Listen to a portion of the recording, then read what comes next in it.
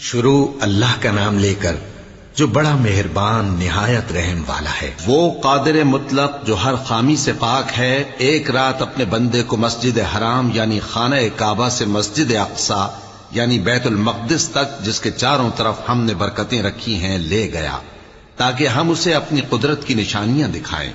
بے شک وہ سننے والا ہے، دیکھنے والا ہے۔ اور ہم نے موسیٰ کو کتاب عنایت کی تھی اور اس کو بنی اسرائیل کے لیے رہنما مقرر کیا تھا کہ میرے سوا کسی کو کارساز نہ ٹھہرانا۔ اے ان لوگوں کی اولاد جن کو ہم نے نوح کے ساتھ کشتی میں سوار کیا تھا، بے شک نوح ہمارے شکر گزار بندے تھے۔ اور ہم نے کتاب میں بنی اسرائیل سے کہہ دیا تھا کہ تم زمین میں 2 دفعہ فساد مچاؤ گے اور بڑی سرکشی کرو گے۔